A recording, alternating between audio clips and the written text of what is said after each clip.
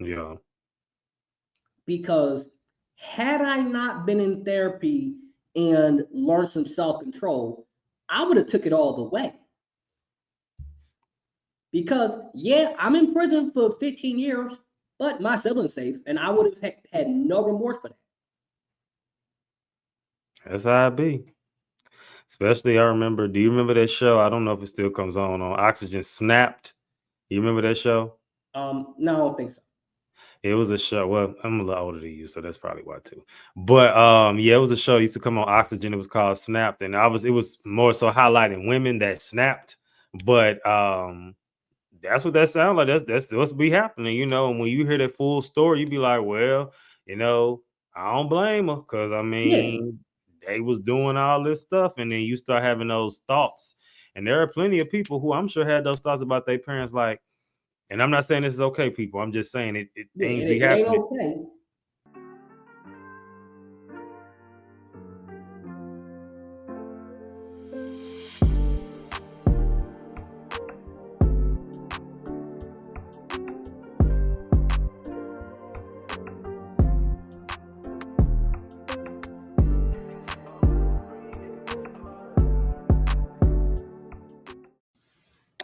What's up, y'all? So, look, let me just go ahead and keep it short with you.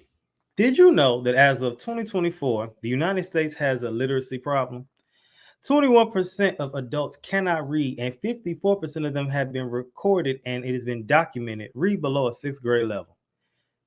That is a catastrophe. But that's where I step in. Now, I'm not going to teach the grown folks how to read and write. However, PSA, the ghostwriting solution, has now a new package. It's called the Literacy Liftoff, and it caters to 9th through 12th graders who struggle with reading, writing, and comprehension. This new tutoring service will offer vocabulary skills, teaching students how to literally write from the bottom, literally teaching them how to do an introduction paragraph, how to do a hook, how to do a conclusion, how to add a little razzle dazzle, and how to add their own personal touch to it. Okay. Now, you know what you're saying. Well, Izzy, that's what they go to school for. Absolutely. But as an ex-teacher, the teachers just don't have time. So this program has 3 different packages from 3 different sets of hours that you can take. So if you're an AP, a principal, the student who needs help, the parent of the student, or you just know somebody who needs the help. If you're in the Houston area, you can get in-person tutorials. But if you are not in Houston, there are also virtual options offered as well. So hit me up at my email, theprodigyperspective@gmail.com, and or psathepodcast.com, and we will hook you up. All right, y'all. What is going on? It is another hot fire episode of PSA, the Mental Health Podcast. I really don't know when I started saying hot fire, but here we are. So I'm just going to keep running with it. But I'm excited for today's episode because we got a lot we got to talk about. It is the month of June, the best month ever for me, birthday month, men's mental health awareness month.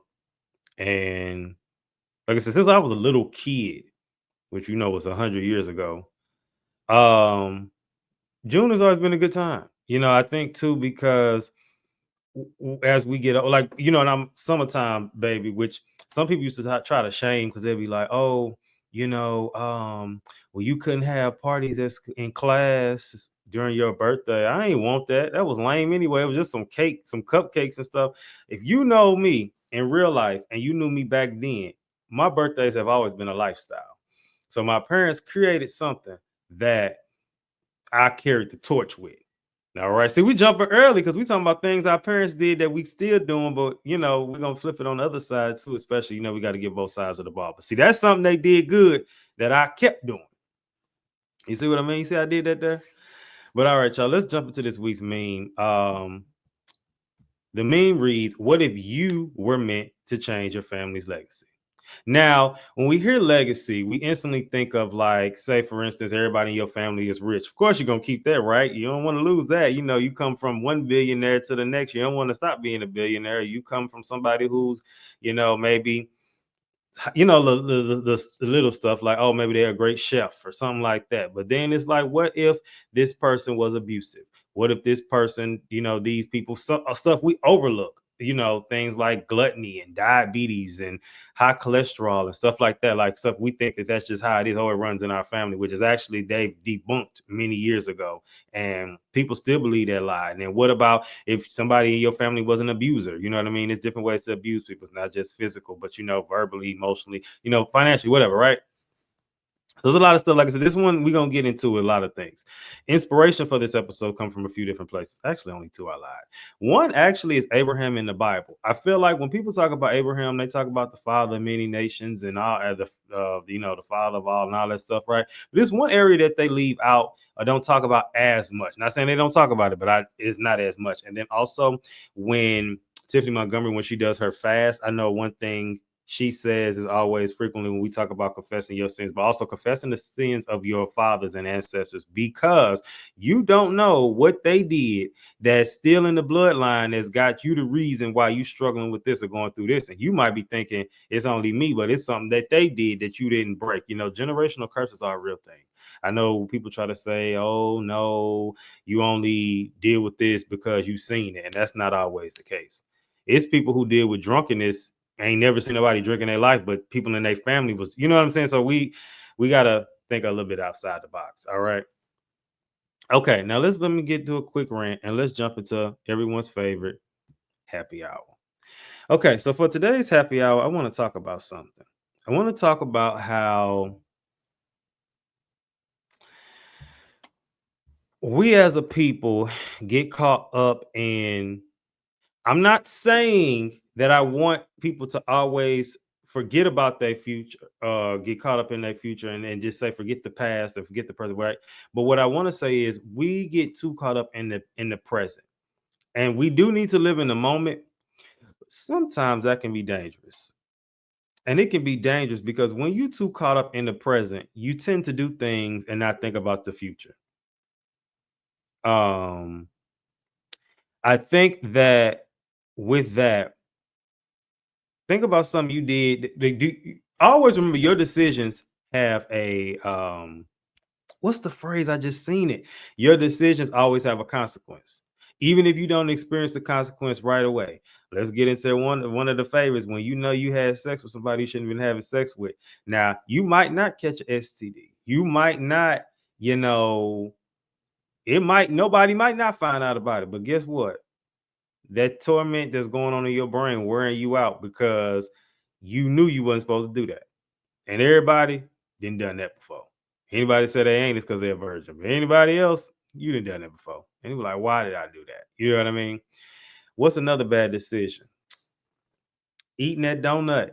Eating no lie, because one donut ain't gonna do it. It's when you eat 12 of them. Because I can do it. I've done it before. Especially if you go on like your little clean spells where you be doing good, and then you just see one, you just gonna say, I'm gonna do a taste, and then you did a half, and then you did a whole, and you're like, well, let me taste this one, let me taste that one. Now all of a sudden, you get on that scale the next morning. Now you thinking about you want to go on talking about you ain't gonna eat for the next few days. Don't be that person either, because that's people who start tripping in their brain. Don't be that person either. But yeah, there's something I want to speak on real quick. Just some things I've observed, and I try to use this segment to just kind of speak on things like that. So yeah, what's your take on that? Let me know in the comments, because I know y'all will. I know you will. Okay. Good stuff. All right, y'all. So I actually have another great guest today. This is someone who I think is going to be good for several reasons. But as I said earlier, when we talk about legacy, we always talk about leaving a good legacy, right? We've done that in two different episodes in two different ways. And honestly, there are other ways we could still do it, to be honest. But this one is a little different because we're talking about what happens when you come from a legacy that ain't the best. You know what I mean? What happens when that happens? What do you do then? What do you do then? Do you just accept your fate and just deal with it? Or do you rebel in a sense and say, no, we're not doing this? That's the question I'm asking today. And that's the conversation we're about to have. So let me go ahead and introduce my guest. He has a lot to say. He's very young, but a lot of wisdom. So I can only imagine if he like this now, how he going to be when he like 50, 45. You know what I mean? Let me introduce him. My guy, what's going on? I'm doing absolutely fantastic. And one thing I want to bring up that you just mentioned there is the importance of the legacy that not only are we leaving behind, not only what came before us, but also making it bigger than just ourselves. Because the thing for me, growing up was situation of childhood abuse. My dad was beating on me and my younger siblings. And being 12 years old wasn't really much I could physically do about it, but I attempted to take the brunt of it so that my younger sibling wouldn't have to. And given that my mom and dad had separate houses, it wasn't nothing she could really do because the whole custody system and then the legal stuff, it gets real weird and complex. Yeah, yeah, And through that period of my life, it led me to feeling absolutely lost because, especially as a young man, you think to yourself, you want to have that good male role model somehow, some way. right, Because how do you expect a boy to become a man if he never seen what a man should be? If right, the only men you see is the drug dealer on the corner, or the man who's your father beating you, or the rapper on TV, it's pretty likely you're going to repeat that because it's the legacy you've been shown and it's the legacy you've been soaked up in. right. And a lot of people go down that path. But when I was 15 years old, out of his house, just living with my mom, me and my sibling were safe at this point. And it took a lot of things to get here. It took therapy, journaling, meditation. We're going to get into it. Yeah, But I was looking in my bedroom mirror and I just asked myself, why? And that's when them floodgates start opening up. And you start looking back on what you went through, what he went through when he was younger. And you start asking those hard questions. And I made a decision that I'm not repeating that. Yeah, good. from time to time, I might get angry and I might say something to somebody I don't mean to. And now I'm at a point of self awareness where I can catch myself and not do it anymore.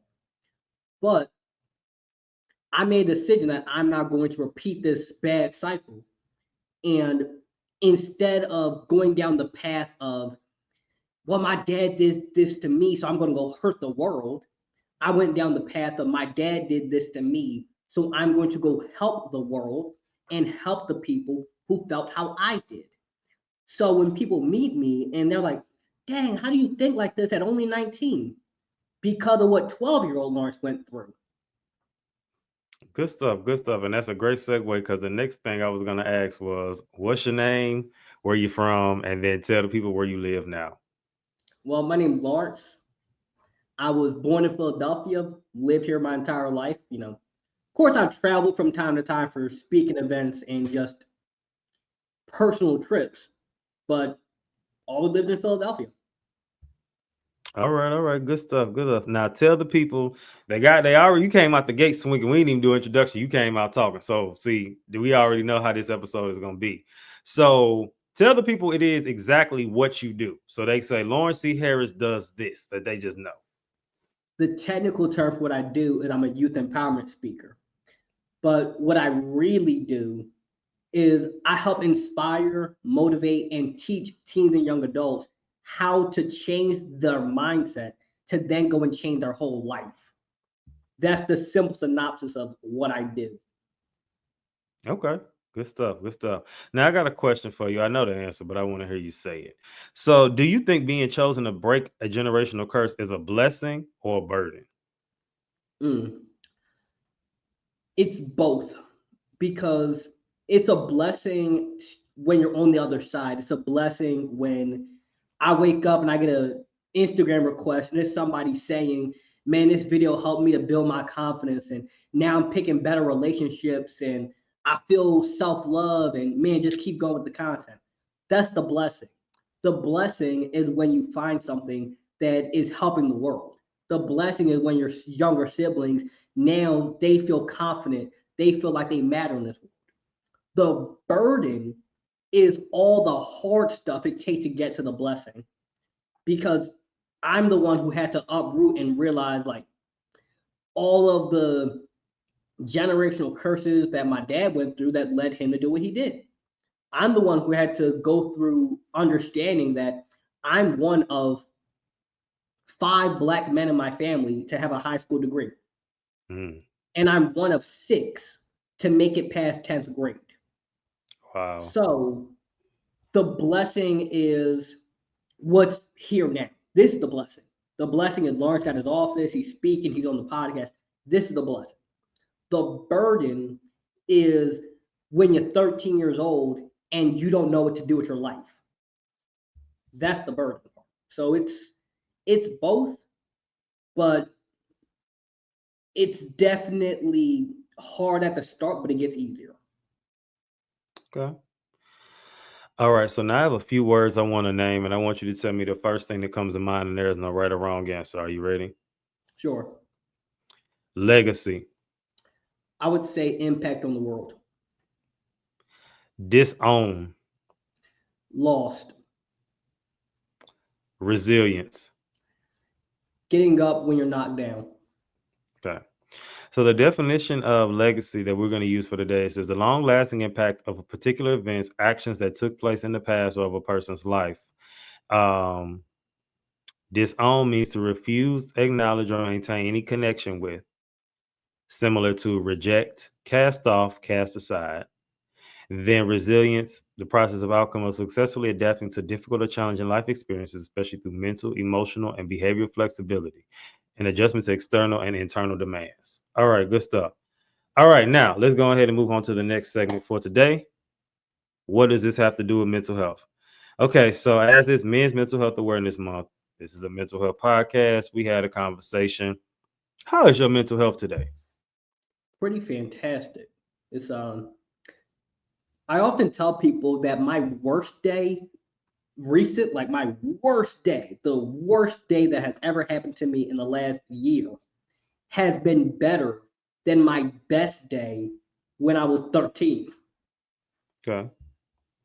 So we going back to you being talking about being 13. You know, one phrase that Cindy Trim always has used that really stands out to me even to this day. She still uses it, talking about your defining moment.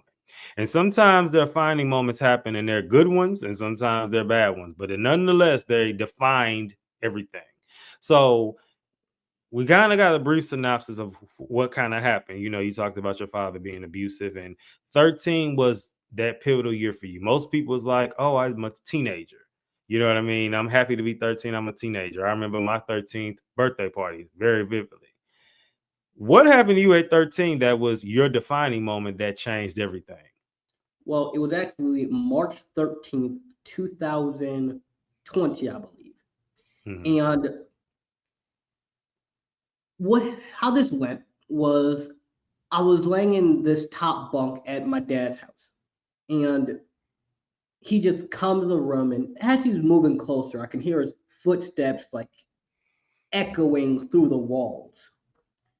And he told me, comes in screaming, "Get up, it's time to go to church." So we do, and I'm downstairs sitting on this couch. Then he told me to go back upstairs to get my coat. And you ever been like so fed up with something that you do not care how what you're about to say is gonna make someone feel? Mhm. That's the point I was at. Because it's not just about how he's treating me. It's about my younger siblings. It's about why is it that I'm trying to be a good person and all I keep receiving back is feeling like nobody ever cares about me. So I told him to go do it because he needs to make up his mind. One moment he wants me to come downstairs on the couch, the next go upstairs and get the coat. So he does, and shortly after he disowned me, kicked me out in front of a church. Like we were going to church and he just kicked me out right there. The pastors coming out screaming. It's a whole scene going on. So it made me realize that in the moment, I just felt like nobody's ever going to care about me. Because if your own dad will disown you in front of everybody, who's to say that everyone else in your life won't secretly abandon you? And that led me to developing some severe abandonment issues, which I worked through them. Very hard, messy process. But that's why 13 was such a pivotal year, because that's when I started to spend so much time alone with myself in order to try and unpack everything I had going on in my head. Okay. So, what I want to ask you next? You see all this happen with your father. He kicks you out in front of the church. So, like, was the pastor defending you? Was the pastor on your daddy's side? Like, what was going on here? He was just trying to, the pastor was trying to figure out what was going on in the first place. Mm-hmm. Like, because all of this kind of just broke out immediately. And my mom was there to watch my little sister's, like, a church song she was doing. So my mom's trying to figure out what's going on. Like, she's worried, panicking. The congregation is storming around trying to figure out what's going on. And it was just a whole mess. Okay. So he disowned you. Where did you go after that? After that, I just lived my mom full time. Okay. Okay. So good. Okay. I mean, well, not good, but the initially when you hear the story, you think homeless, like you think, No, on the I wasn't like streets. on the streets. Right. Okay. Thank God So for my you was mom. I was not on the street. right, right. There's just that the siblings will go over there, but you couldn't go over there no more. Yeah, because of like the custody laws, and it's the courts like to take their time dragging their feet. Yeah. Because mind you, at this point, I had photo evidence, I had video evidence, we had evidence from a school proving all of this, and the court were still dragging their feet. It Okay. took for my therapist to like write a letter there and explain that if you don't get these kids out their house, they're going to end up dead. Okay. I remember in an interview or in his documentary, Tyler Perry, he made the comment that when he was getting beat by his stepfather, I believe, that he said it was one time it was so bad he was starting to lose consciousness. Was it ever that intense? I wouldn't say like I ever got beat unconscious, but you ever felt as if you're just not present? Yeah. Okay. It's like you're looking at yourself from third person, and the term for it is dissociation. It happens a lot with little kids who go through stuff like this because it's your brain trying to protect you from what you're currently experiencing. Okay. Okay. Well, first of all, before we continue, I'm sorry that you had to go through that. But in the same breath, I'm thankful that you're on the other side of it because there are some people who don't make it on the other side. Oh yeah, that's what that's a big part that inspired me to do what I do, because I completely understand when people either take their own life, they hurt other people, or they go on to repeat the cycle. Because again, you can't. Of course, there's a level of accountability for each individual person's actions, but if all you know is people gonna beat on you and they terrible and they evil and everybody backstabbers, it's not that shocking when you repeat the cycle because it's all you know. And then you have to consider most people don't ever, like, I'm so thankful my mom got me into therapy. Hmm. Most people, especially young black men, we don't do that. We don't get into therapy because I don't want to look soft. I don't want to look crazy. I don't want people to judge me. And eventually, you might turn to the streets and that becomes your therapy. Hmm. So I often say that what I went through was unfortunate, but had I not gone through all of that, I wouldn't be who I am today, doing what I am today. So with that, that's a great segue again. See, you own it. When did you realize you were the one your family's depended on? Realizing I was the one my family depended on, that came when I was 12, and I noticed that, okay, it kind of just snapped me into action. Because this day was, yeah, it was October 13th, 2019. Great memory, by the And way. it was my little sister's birthday.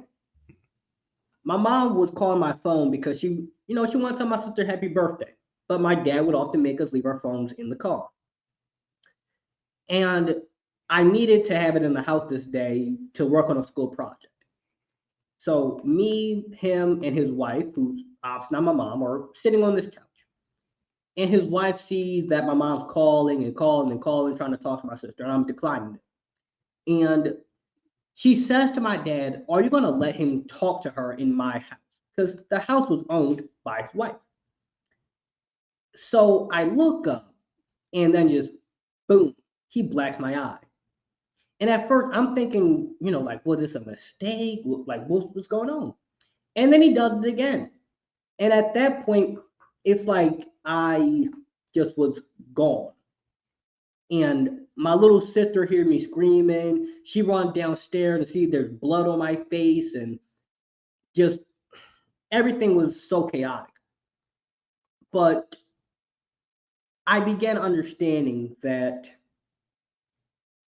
if I don't step up, this is going to start happening to my younger siblings. Mm, And my siblings were 9 years old and seven. Yeah, and seven. And my little brother, me and him both have autism, but he's nonverbal. Like, he cannot talk to you and say what's going on. He can talk to you in sign language, but if you don't speak sign language, you don't know what he's saying. So I felt like I was the one who had to step up for them by all means necessary. And when people get to that by all means necessary point, that's dangerous. yeah. Because had I not been in therapy and learned some self-control, I would have took it all the way. Because yeah, I'm in prison for 15 years, but my sibling's safe, and I would have had no remorse for that. That's how it be. Especially, I remember. Do you remember that show? I don't know if it still comes on Oxygen. Snapped. You remember that show? No, I don't think so. It was a show. Well, I'm a little older than you, so that's probably why too. But yeah, it was a show that used to come on Oxygen. It was called Snapped, and it was more so highlighting women that snapped. But that's what that sounds like. That's what's be happening, And when you hear that full story, you be like, well, I don't blame her, because I Yeah, mean, they was doing all this stuff, and then you start having those thoughts, and there are plenty of people who I'm sure had those thoughts about their parents, like. And I'm not saying this is okay, people. I'm just saying yeah, things be it ain't happening, okay. This is the kind but of it stuff where you gotta really catch yourself in that moment, because it's like it starts with you mad at the person, and then they keep doing it. You mad and you mad and you mad, and then it just comes that day when you're like, you know what? I'm getting rid of it, and then you just do it. You ain't got no plan. You ain't thought it out. You just on it, yeah, because it's everybody got that breaking point.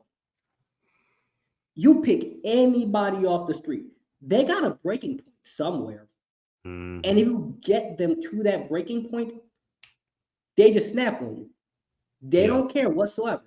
They might be sad about it afterwards, but there was a story I read about recently. This happened back in like the 80s. It was this Brazilian lady who there was this guy in prison. He was a rapist, like a known rapist. For some reason, they let him out after like 5 years or something. The guy goes and kidnaps this lady's daughter, rapes her, kills her. It was a wild story. So at the court hearing, the mother of the daughter who just got killed and stuff stands up in court and just boom, shoots him right there on the spot. because this trial has been going on for a year. Y'all know he did it. We got proof that he did it. We got DNA, we got everything saying he did it. And why is he not behind bars yet? And even worse, he did it before and y'all let him out after 3 years. Why didn't y'all give him like 25? So she just shoots him right there on the spot. And the news articles were saying stuff like this crazy lady and she did this and she did that. But then there's other news articles saying she's a hero because just put yourself in her shoes. Put yourself in her shoes. Somebody snatched your daughter. They do all this crazy stuff to her. You mean to tell me you not about to put them down?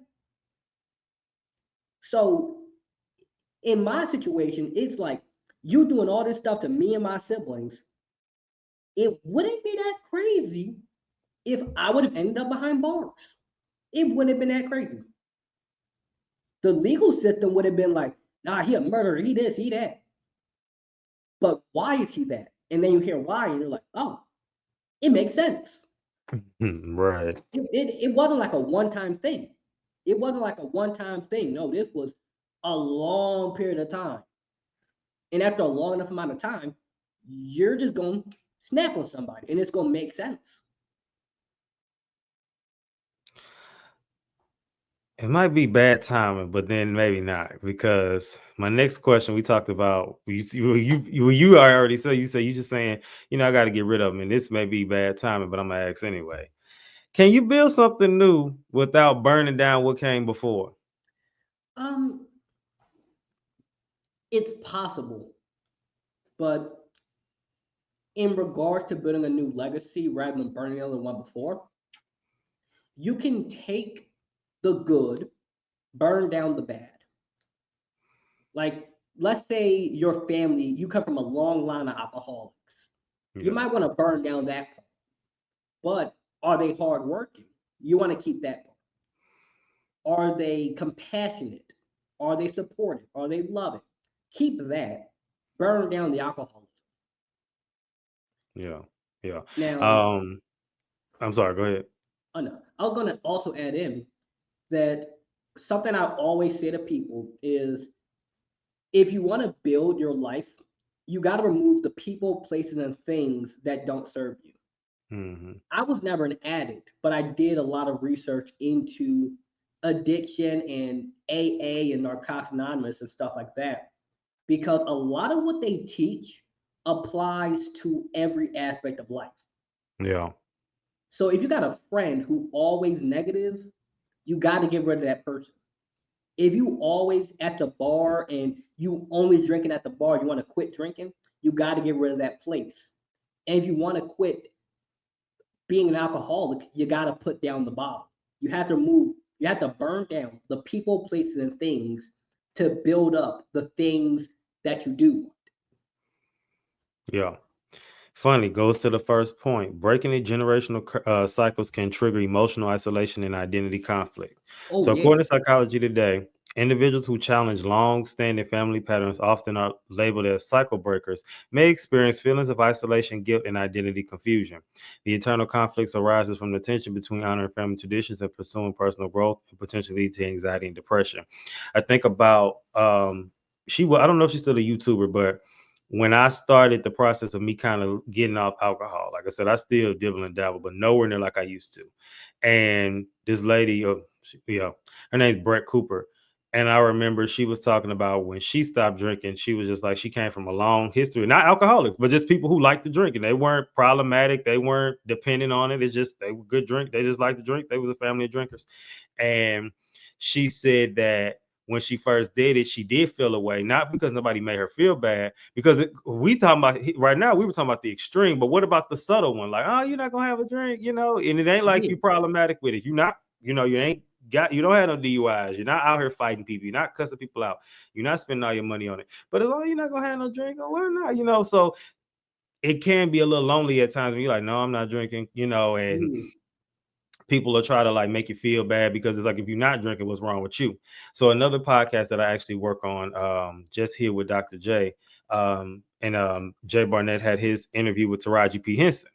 And she gave her remedy because she said she doesn't drink at all anymore. And she said that she just goes get her seltzer and a lime at the bar and just people don't even notice. Now, it's not to try to hide it like, oh, I'm faking it, but when you do that, people don't have to ask 1,000,001 questions.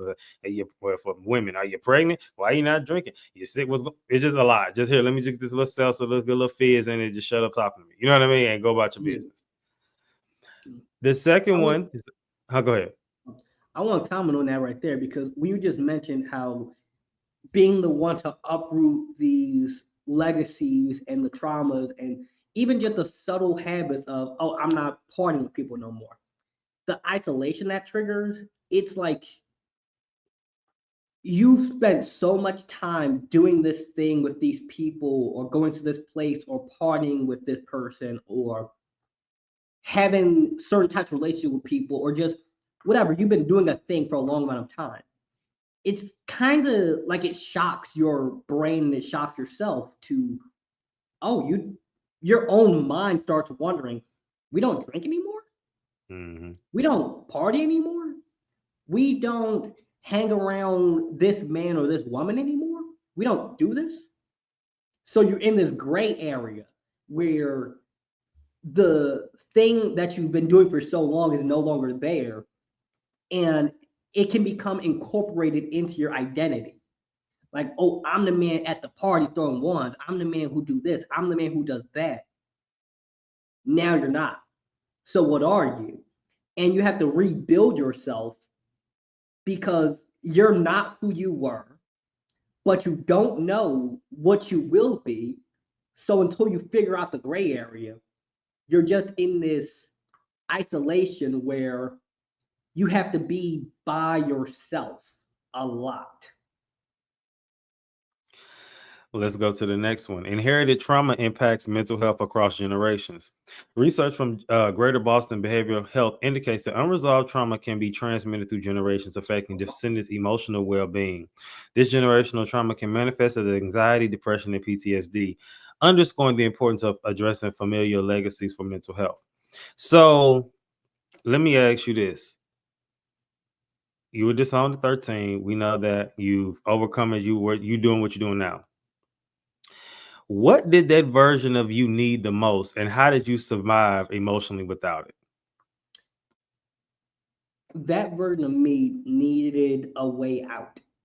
Hmm. And the way I got through it was my imagination.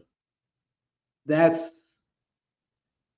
when I mentioned dissociation earlier, it's kind of like when you're going through something like this and you feel as if there's nothing at all you can do, you got to live in la la land. A lot of people, they end up developing like schizophrenia because you got to get so soaked into your own mind to keep you from getting stuck in the reality and the pain you're in. So what I would often do is I would just have an imaginary world where everything was fine. And then you got to live in that imaginary world where everything's fine while you handle the real world. Then from there, you also have to just take it 1 minute at a time. Like when I would be at his house, I wouldn't think about the next day. I wouldn't think about the next hour. I would think about this current moment. Because if I can make it past right now, I can make it to the next moment and the next moment and the next moment. And eventually, things will be better. I don't know how, I don't know when, I don't know where. Don't worry about that. Just worry about right here, right now. And when you mentioned the PTSD aspect of it, I was diagnosed with complex post traumatic stress disorder. The difference between the two is PTSD is more like, imagine a war veteran who, if you pop a balloon near their head, they think it's a gunshot and they hop behind a couch because they fought in Vietnam. CPSD is more like a constant flashback. Everything triggers you. You have trouble with your friendships and relationships because you're always panicking. You see a brown car and you think it's his brown car. You see a black couch and you think it's the couch you got hit on. It completely fries your brain, basically. Yeah. because you're in such a critical developmental stage, because it usually happens in childhood, that it completely corrupts the lens you see reality through. Mm-hmm. And the only way to fix it is you have to layer by layer unpeel it.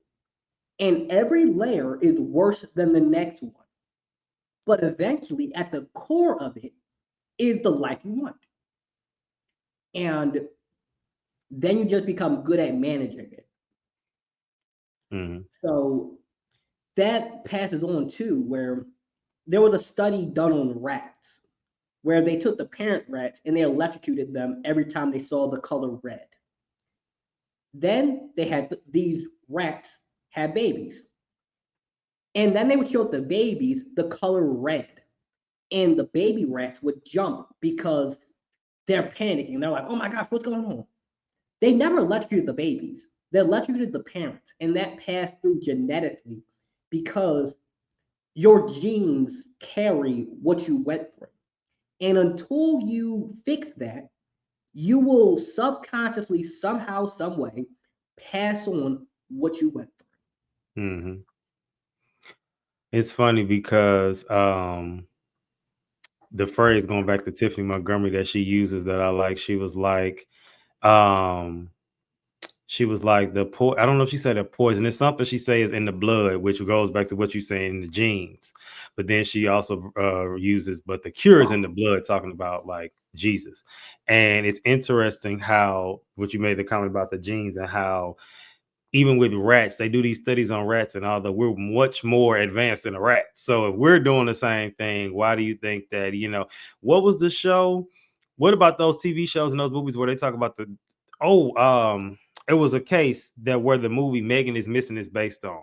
I'm trying to make it as fast as possible. Long story short, it was this guy who ended up killing the girl, but come to find out he was a killer and all this, but his dad was also a killer. Yeah. And I don't know if he's seen his dad kill anybody, but I do know that that ran in the family. So it just goes to show you how stuff that if it's not dealt with, it keeps going.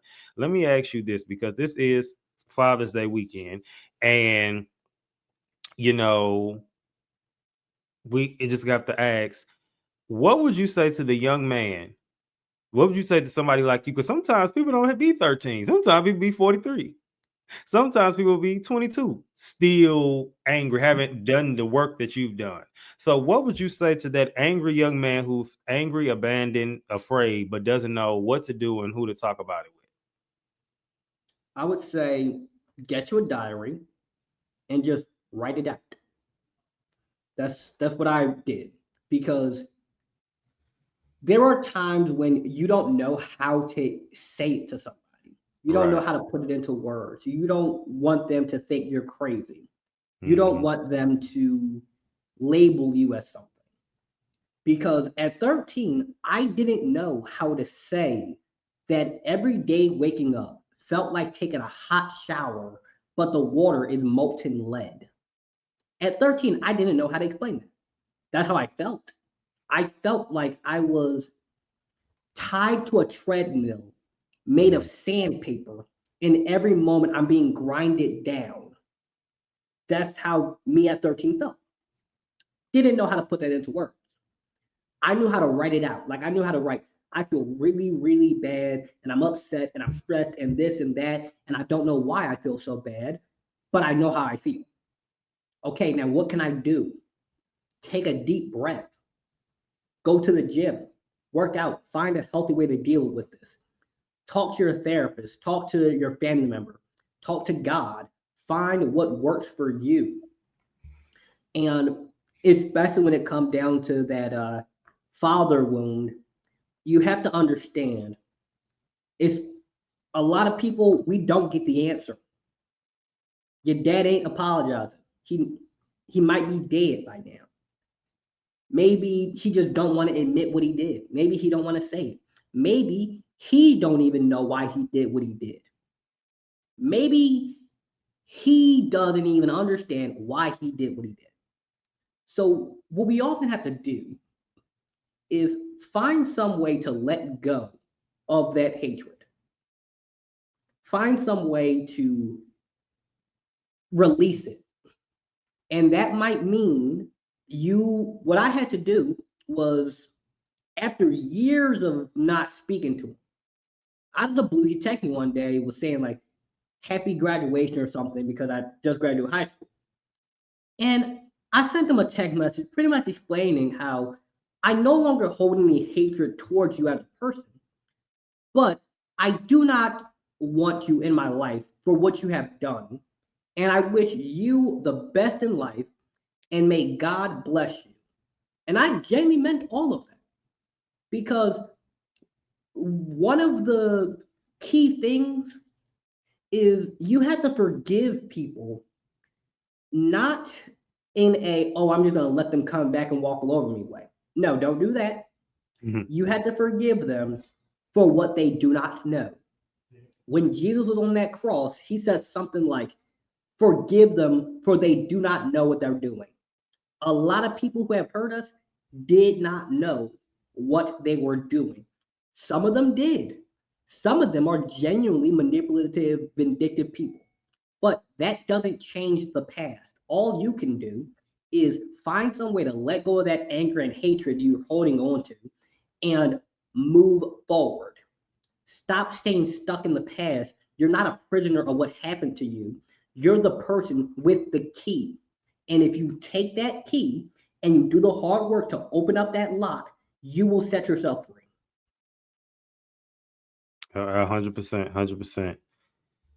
The next one I'm gonna say, and then we're gonna go to the next segment. It talks about parental expectations can lead to psychological distress.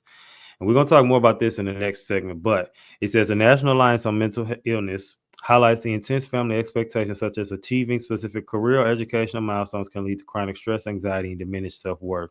This pressure to fulfill a perceived family legacy can adversely affect mental health.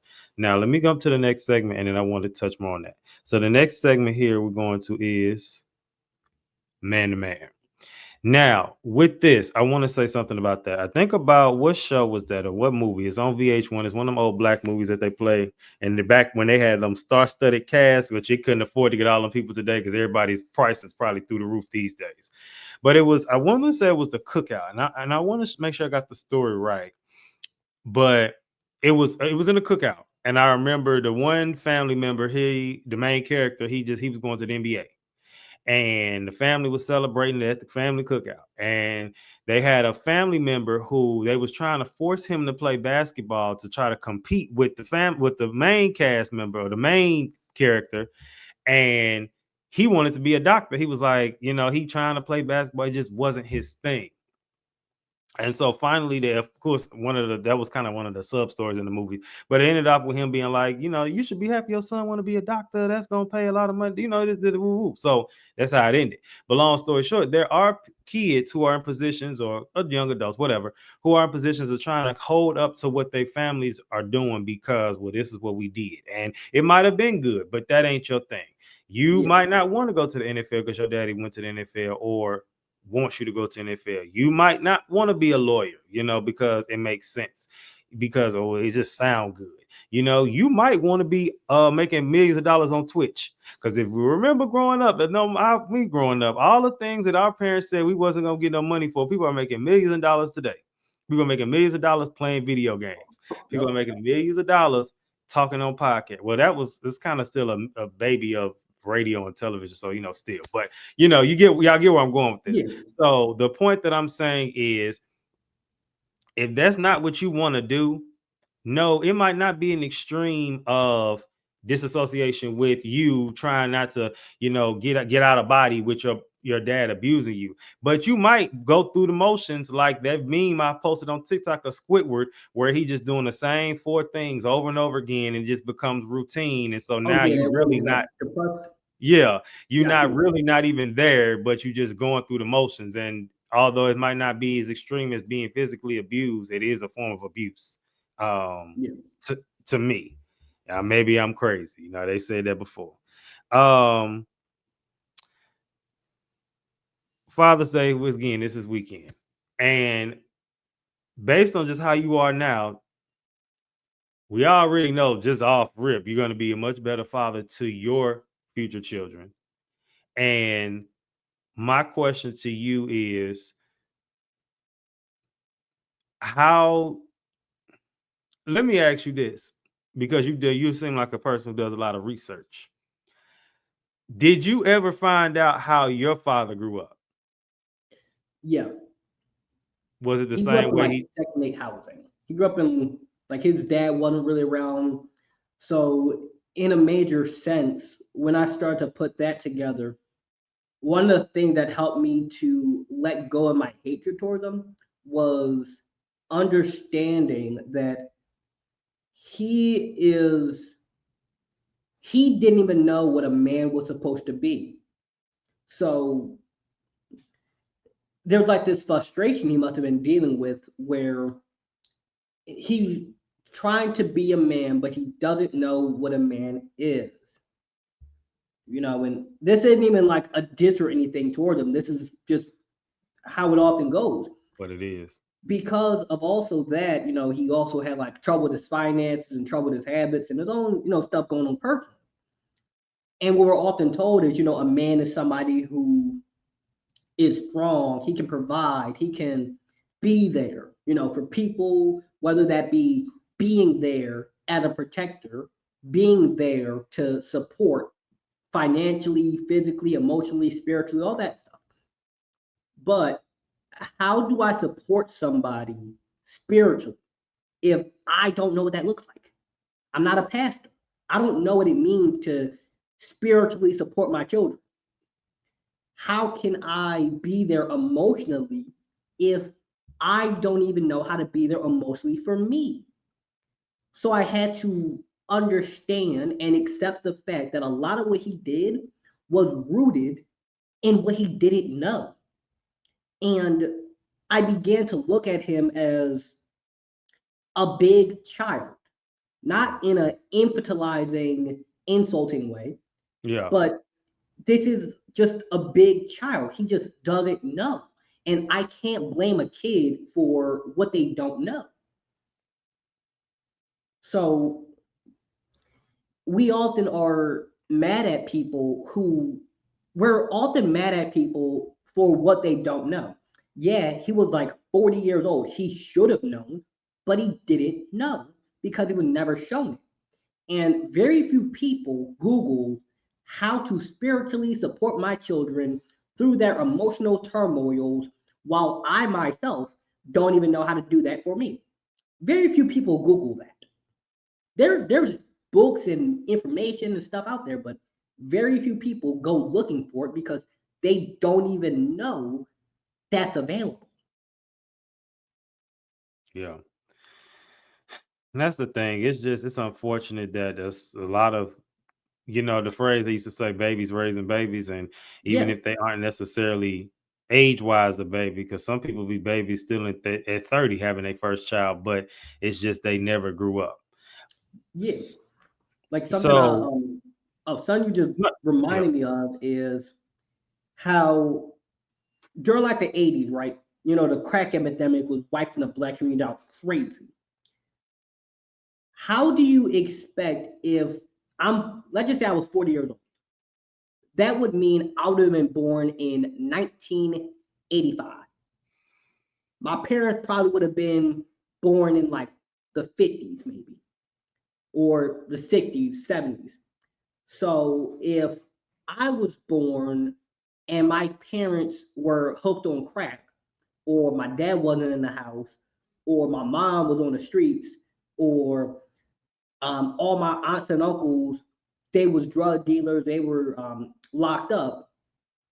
You got the 15-year-old raising a 13-year-old, and the 13-year-old, well, the 15-year-old is raising a 13-year-old, and the 15-year-old is getting raised by the 20-year-old.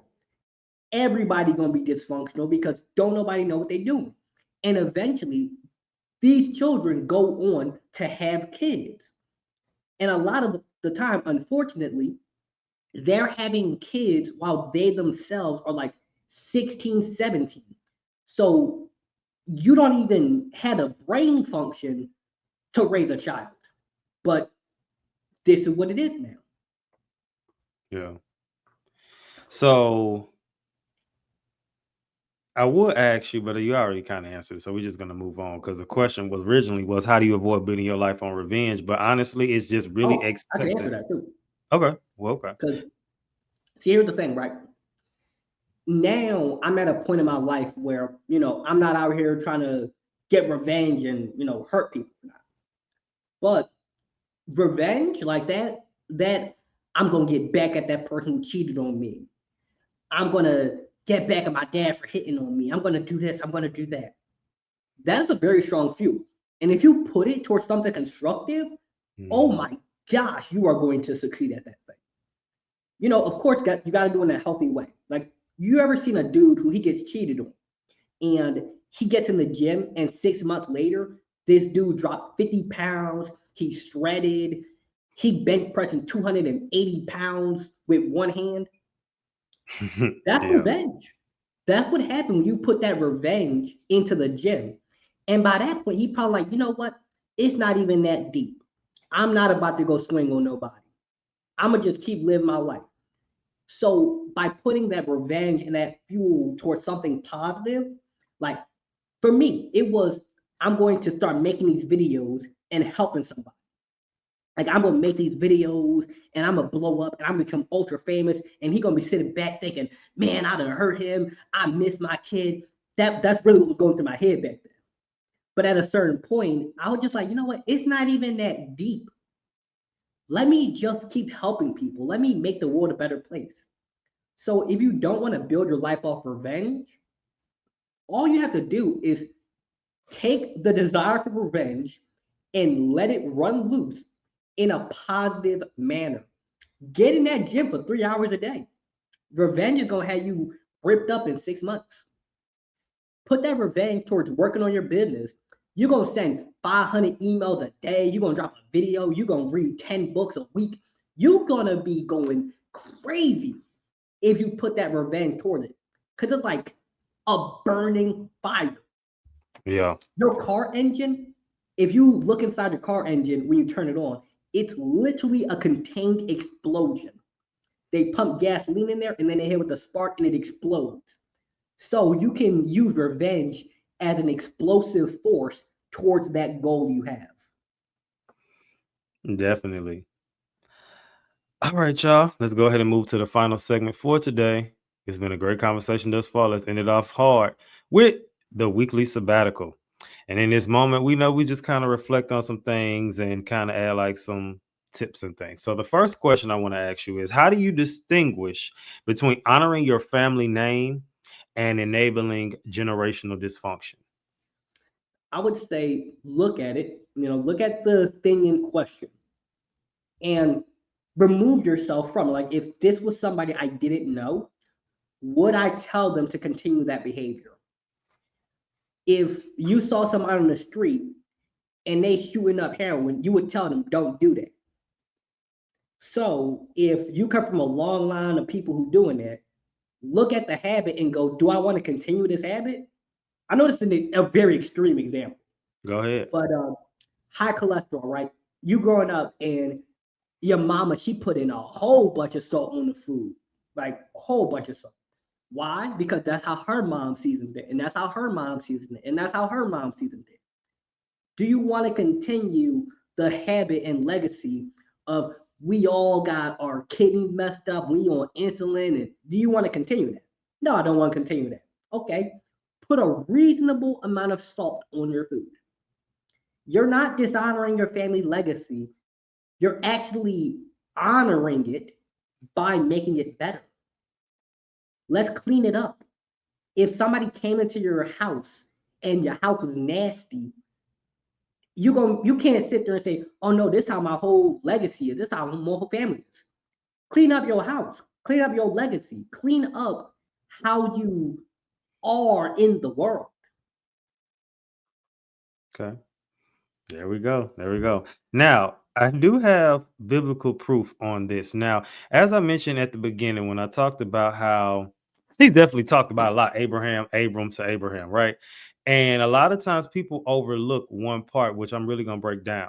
So, and again, I got part of this breakdown again from Tiffany as well. But the verse in the Bible, Genesis 12:1 says, the Lord said to Abram, go from your country and your people and your father's household to the land I will show you.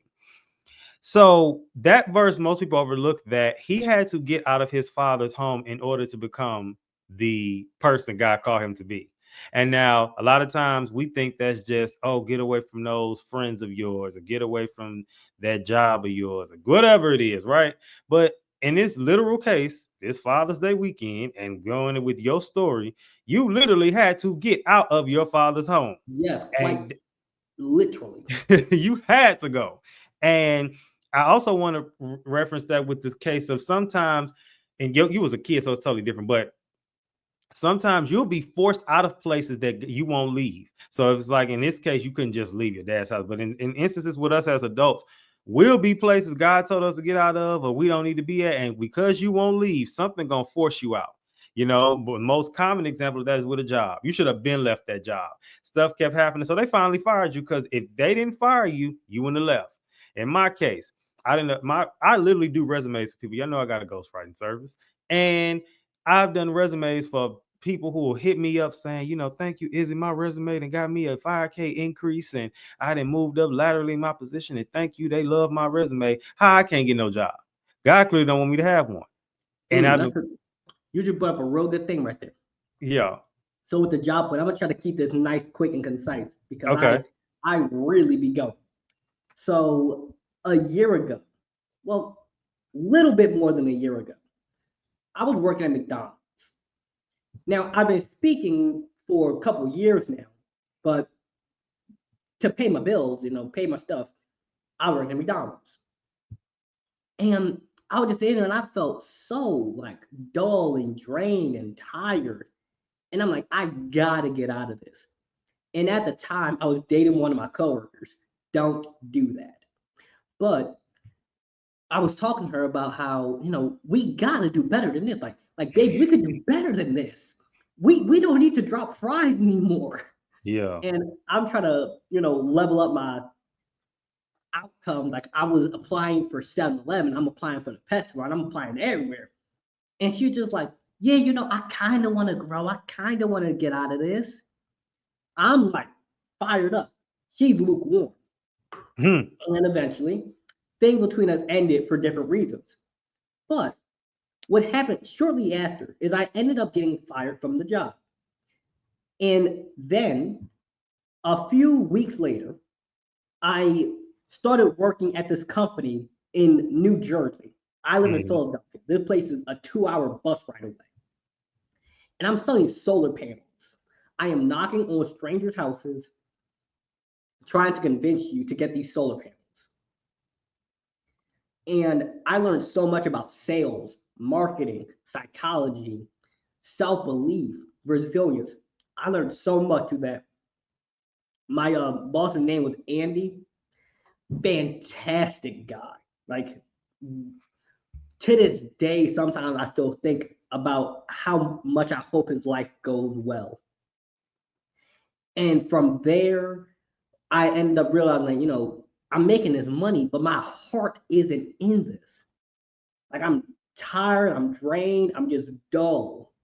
So I quit that job. Then I ended up doing like canvassing for like political flyers and stuff. And my heart wasn't in it, but it paid $35 an hour and I needed that money. Right. So I took that. I got my website built. I got all my ducks in a row. And through the wonders of God, within a year, I went from dropping fries to got interviewed on the news, on a bunch of podcasts, traveling around the country. Like it's really God's timing. We want it now. Like we want it now. We want it here. Or it might even be the opposite. We have a 10-year plan and God says, no, I'm going to give you that in 8 months. Yeah. Just like that. You wake up one day and you're like, dang, how did I get all this? And God said, you told me you wanted it. I was like, you know what? Why not make him wait? Why make him wait 10 years for this if He already been through the fire. He already been through the wilderness. Let me provide for him. Yeah, yeah, that's exactly what happened. So and that's what is gonna happen. And when it happens, it's gonna be like he gonna be like, this is how it is, and it always happens that way. It happens right when it's supposed to. Now, drawing from Sylvia Schroeder's article, what can we learn from Abraham's father Terah on this Father's Day weekend? On crosswalk.com, it's some points that they need to be highlighted. So Abraham's father was named Terah. Terah's name and its symbolism is associated, his name is associated with meanings of delay, wanderer, and station. So that means not moving. So when he said, get out of your father's home, your father brought about delay. So that also is proof that you being around the wrong people at the wrong places will keep you stuck. And the story you just told about your ex at the McDonald's, which sounds like something that need to be in a movie. I actually wrote a book about the whole thing. It's not published, but in order to get over that break, I'm gonna have to write a book about it. Yeah. So, and that's what I'm saying. So even with that, how you couldn't have stayed with her no way, because even y'all stayed together, it would have kept being something because you was up here and she was just like most people where I'm from, St. Louis, like, I want to do something different, but it's always a but. It's never let's just do it. Yeah, it's like I want to elevate, but I got it. But I got this going on. I got that going on. I got that going on. And excuses sound really good to the person making them. It sounds Yeah. so good when we say it. I want to get that degree, but it's gonna take so long. If you don't expect to die within 4 years, the time gonna pass either way. And after 4 years, you're gonna look back and be like, I could have done it. And now 4 years turns to 8. Yeah. So then it says, although Terah set out for Canaan, he stopped and settled in Haran, not completing his intended journey. Once again, proof people will start something and they'll get stuck somewhere. The act of settling can be seen as a metaphor for spiritual stagnation or hesitation in fulfilling one's purpose. The second one, as I highlighted, Abram's call to leave. God called him to leave. And it signifies a pivotal moment, which you made up earlier, pivotal moment, where Abram is instructed to leave behind his familial ties and the associated idolatrous practices, because Terah was an idol maker. That's his dad. That was by profession, which we know is a form of idolatry and then witchcraft. This departure is not just physical, but also spiritual, making a transition towards a covenantal relationship with God. And then finally, well, what else I want to say? Yeah.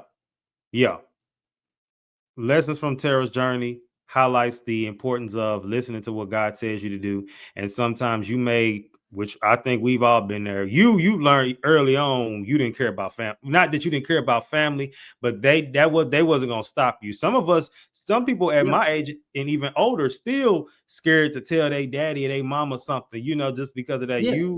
You was To forced out this of that day, mindset early.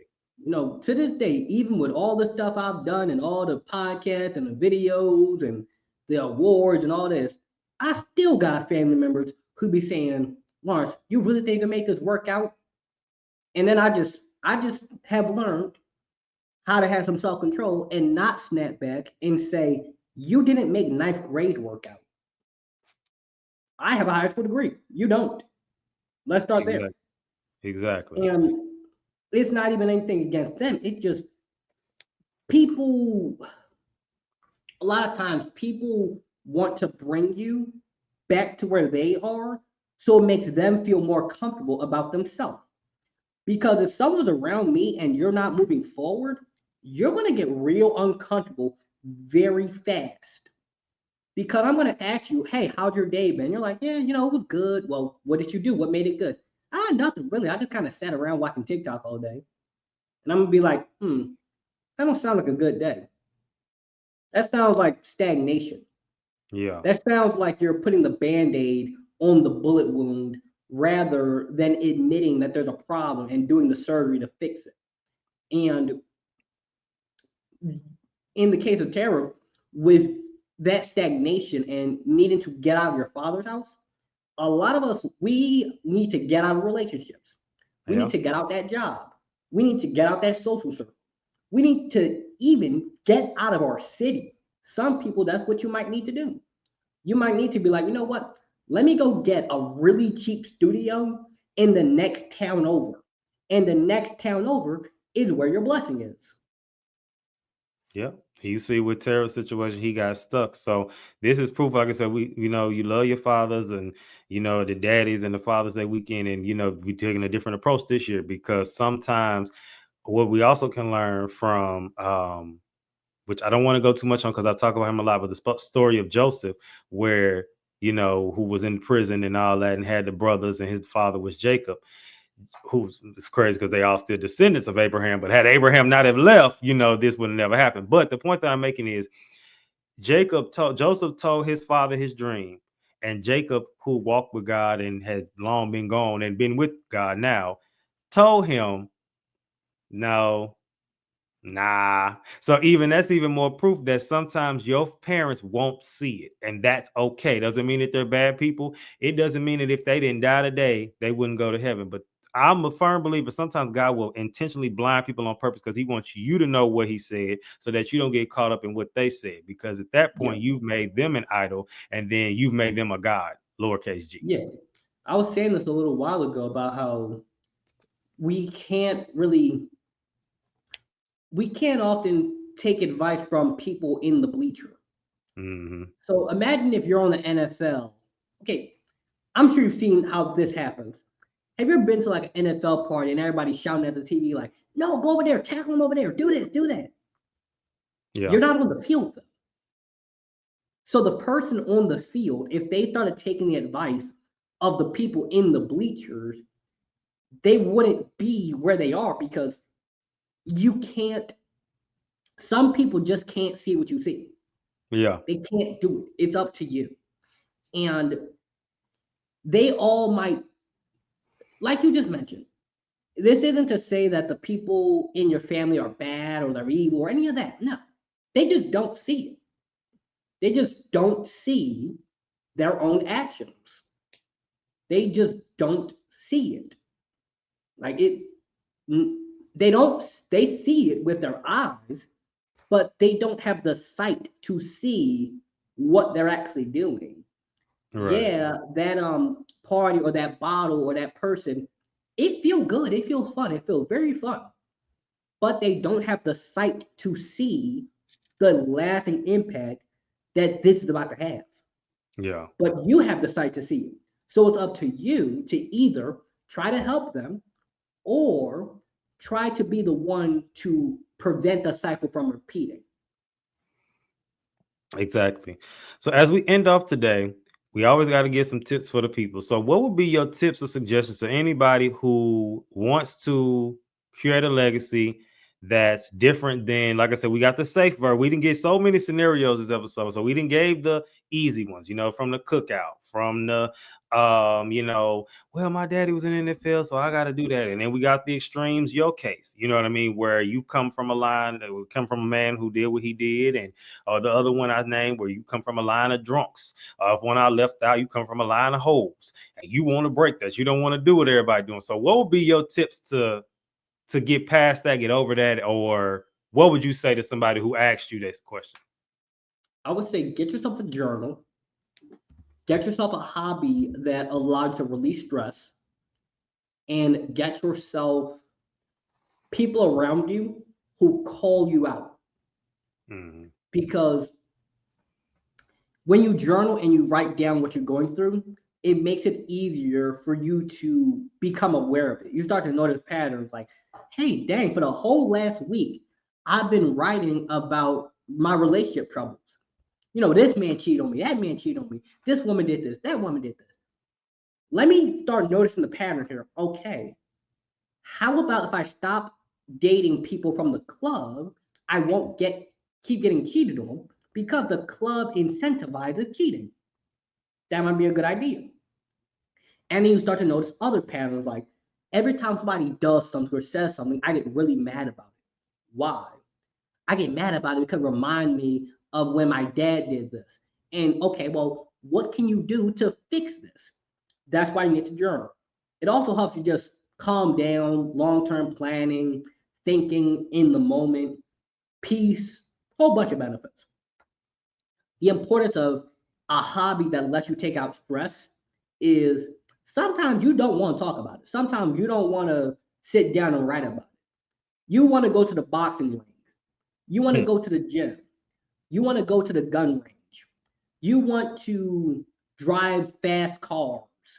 You want to go mountain climbing. You got to have a hobby that lets you take out that stress. Or you might need a hobby that lets you just be in the moment, like fishing. I love fishing. It's just me, my thoughts, and the lake for 8 hours. Very peaceful. And the people who call you out, that's because, like I said earlier, when you make an excuse to yourself, it sounds really good. Like the excuse sounds so good when you're the one making it. Nah, man, I can't work on my business because I was asleep for 8 hours and I gotta go to work for 8 hours and I gotta do this and I gotta do that. And yeah, you tired after work, you stressed out, you frustrated. But how do you have 4 hours of screen time, but only 5 minutes of reading a book? How'd that happen? Yeah. And when you have people around you who will call you out on it, not in a disrespectful way, not in a rude way, they call you out because they love you. They say, hey, Lawrence, you said you were going to do X, Y, Z. Yeah. You only did X. Why? Like, why did you not do it? Oh, I didn't do it because grandma got hit by a bus. They're like, oh, okay, that makes sense. You mourning her death. But if you say, no, I got lost track of time, this happened, that happened, you know, I was strolling on TikTok for 3 hours. They're gonna be like, Lawrence, stop making excuses. Do it right now. I don't care if it's 11 at night. Fire up that laptop and send them emails. So having a journal, some hobbies that let you get that stress out, and people who love you enough to say something that they know might make you mad, Hmm. but they know it's good for you. Right. Yeah. Okay. All right. Good stuff. Let's end up with the question and challenge for the audience this week. Make sure y'all answer this. How do you view your family's legacy now? Ooh, Just an easy question to see. You might be the one that's done changed it. You might be the one that's realized it ain't nothing. Or you might realize it is something, but I want to do something different. And that's okay too. Um, Great conversation. Like I said, Men's Mental Health Awareness Month, Father's Day weekend is here. What anything else you want to add, promote, pub before we go? yeah. I would say for those who want to, hear more, stay in contact with me. My social media pages, Instagram, TikTok, and YouTube, are all Lawrence C. Empowers. Very easy to find. Website is lawrencecharris.com. And as far as products go, I have books on Amazon as well as on my website. So, Okay. hey, support me as much as you decide you want to support me. Yeah. Now, for podcast interviews and event hosts, such as if you want somebody to speak at your high school or your church or your summer camp, Lawrence at lawrencecharris.com is my email. All of it is just my name. And everything will be in the bio, so it'll be easy to click on. Thank you again for coming. This has been a great episode. So yeah, y'all make sure y'all tune in next time. We'll see you soon. PSA signing out. Always remember, keep your head up like your neck hurt. Remember who you are. Make your mind up. Don't let it make you. And always remember, I promise, I love us